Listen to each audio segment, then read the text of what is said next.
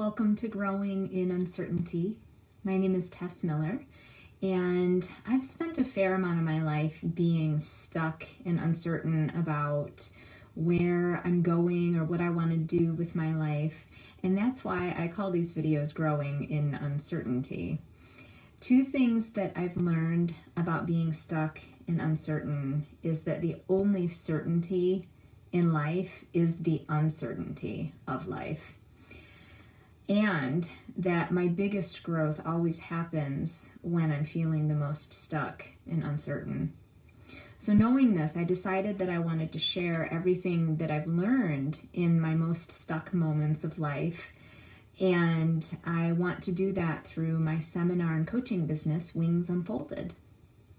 So my intention is to draw on my experiences of being stuck and help you with wherever you might be feeling unstuck, whether it's in your career, relationships, or you just don't know what you want to do next in your life. So if you're feeling stuck right now in some place in your life, you've come to the right place.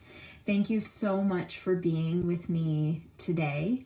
In my email, I mentioned something, and by the way, if you don't get my weekly emails, you can always subscribe through my website to be added to my list.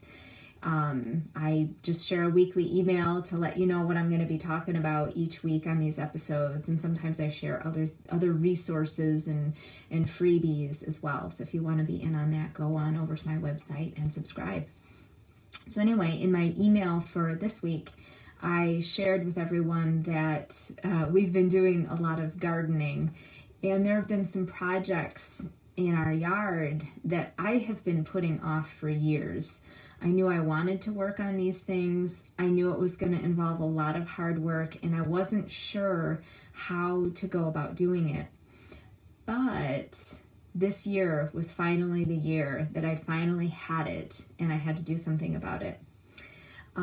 But there are so many reasons I realized in going through this little gardening project.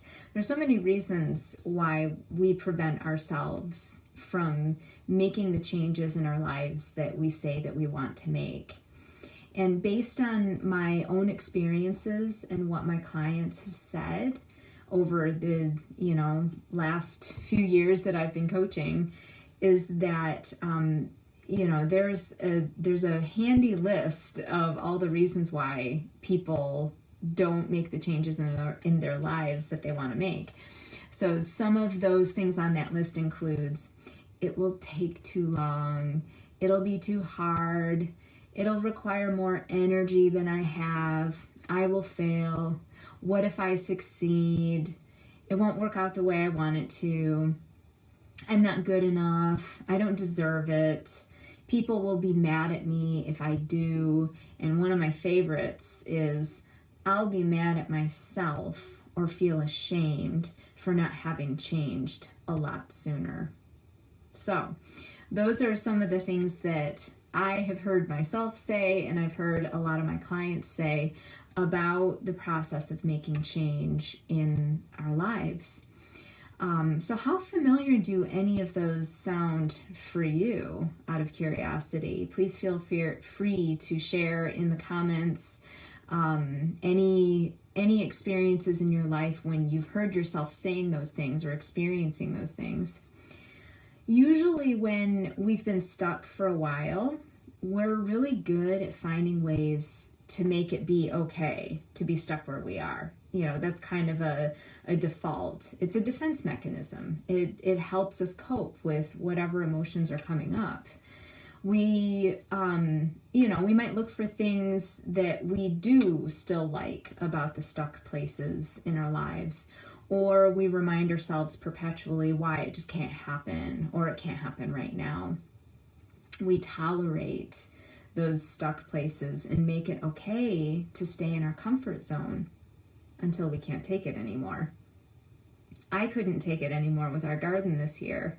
And once we really hit this point of not being able to take it anymore, that's when we start feeling the energy of anger, which can actually be a really motivating and fueling emotion when we do finally get to a point where we're ready to tackle the stuck places. You know, I was getting to a point that I was hating that there were areas in our yard where I couldn't plant anything because we had a ground cover that was choking everything out. And, you know, I really felt like it was starting to not look so good. And it was taking me forever to deal with the ground cover that was there, constantly having to cut it back and keep it looking trimmed and nice. And besides that, I want to have more flowers in my yard. I want to be able to have something in bloom at all times. But again, I was perpetually telling myself, I don't have time, it's going to be a lot of hard work, blah, blah, blah. So this is usually what happens for us, right? It gets so bad until we just can't take it anymore. And we have to make the change. Or sometimes we're forced to make the change that we know we've wanted to make, but maybe circumstances make it so that all of a sudden we can't go back anymore. You know, maybe we lose that job that we hate, or the other person breaks up with us, or that friend tells us they don't want to hang out with us anymore. And, you know, that can really happen too. But anyway, when we realize we get to that point where we have to make a change, that's when we start to check in with our resources. What resources do I have that can help me make this change right now?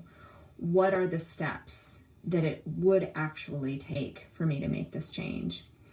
And that's what I did with our garden situation. I recruited my husband and my son to help with the projects around the house, and I figured out what would and wouldn't work to get rid of that ground cover, and we started to take action. And I found that once we started to take action, a lot of those feelings of, oh, I just don't know if I have the time or energy to do this, all of that went away, because once we started, I couldn't stop. I was motivated, I was ready, and I could see exactly what needed to happen. So one of the most important things that I've learned that we can do in order to face those stuck places in our lives is to shift our mindset. You know, when we're stuck in the mindset of, well, I can't really change because, you know, when we're perpetually thinking of all the reasons why we can't make a change, we're actually stuck in a thought that's telling us that we can't do something, but that thought isn't necessarily true. You know, when we really sit down and take a look at, well, why can't I tackle my garden project? What's really keeping me from getting to it? And the answer is usually, well, it's me. You know, it's just my mindset. So once we're stuck in that thought loop of I can't, it becomes a really deep groove from which it can be harder and harder to escape the longer we let it go on. So instead, it's time for us to shift our mindset to focus on the opportunity of being stuck and what we can do instead. You know, anytime we can get out of the specifics that scare us and focus on the vision of what we want to create, then we start to have a little bit more traction. And that's what was happening for me. I could see the flowers that could be there instead of that ground cover. And that was really motivating to be able to see that in my mind's eye. Another example is I had a client who didn't think that he could apply for a certain job because he might not be fully qualified for it. He could think of, you know, a lot of reasons why he wasn't qualified, but he was also ignoring all of the reasons that he was qualified. Obviously, the fact that this job really piqued his interest meant that there were aspects of him that knew that he could do the job. He was motivated to do this job. He wanted this job. So, you know, what was happening to prevent him from seeing his qualifications And that had to do with his mindset. He was focusing on the areas where he might not be qualified instead of focusing on all the reasons that did make him qualified. So being stuck in that mindset, once we can really become aware that we are stuck in a certain mindset that's holding us back, that is our opportunity to reflect on our cans rather than our can'ts. So what could happen for you in your life if you could see stuck as an opportunity? Being stuck is an opportunity to slow down. It's an opportunity to pay attention to what's really going on in our minds, what's going on emotionally, what's going on spiritually for us, and to really understand the mechanism at work that's holding us back from going for what we want.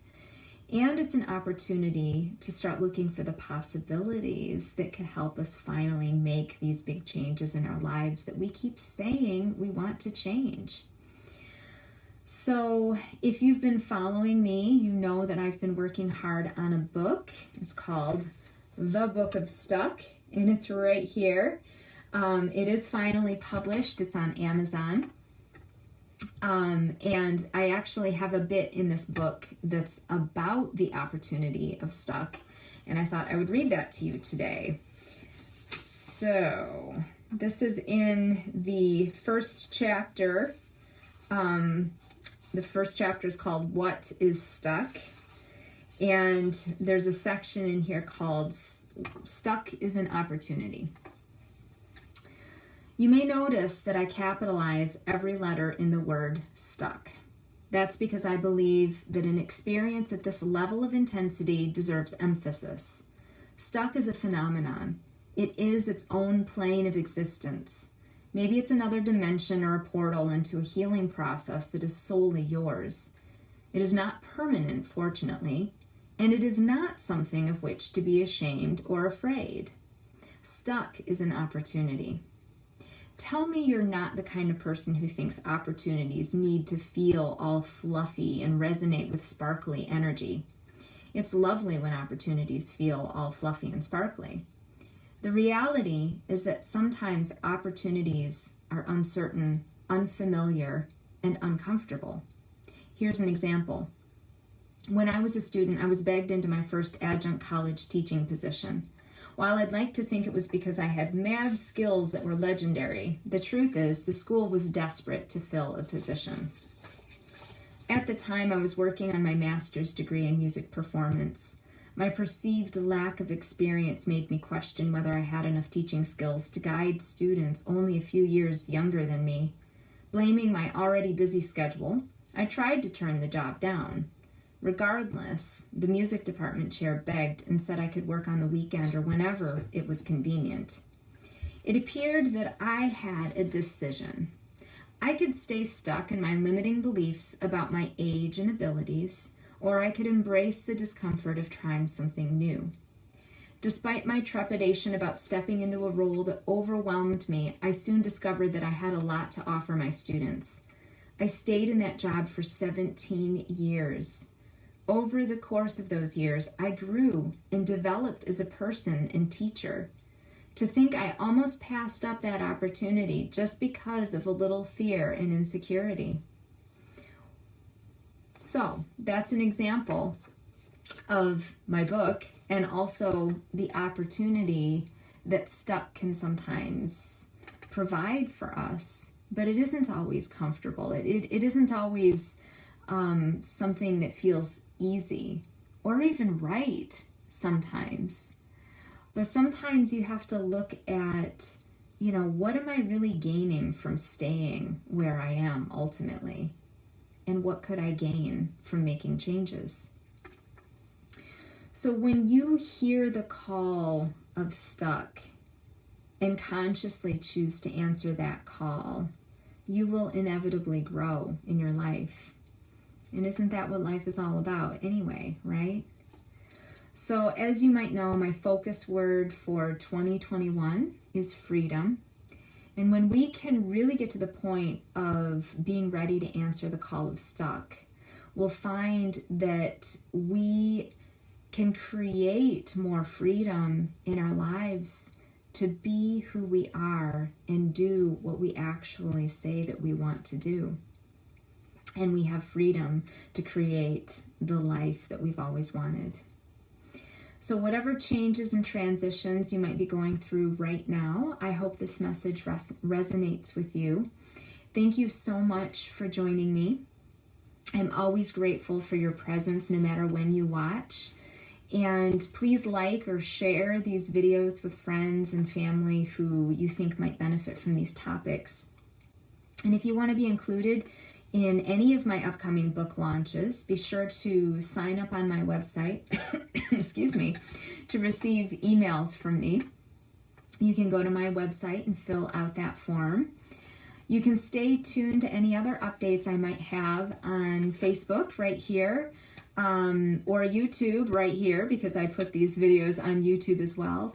Or you can follow me on Instagram or my business page on LinkedIn. I'd love to hear from you in any of those places. And if you'd like to send me a private message so we can have a conversation about any place in your life you're feeling stuck, I would so enjoy talking with you and seeing how I can help. So remember that it's okay to be stuck, but you don't have to stay there. Have a fantastic week and take care.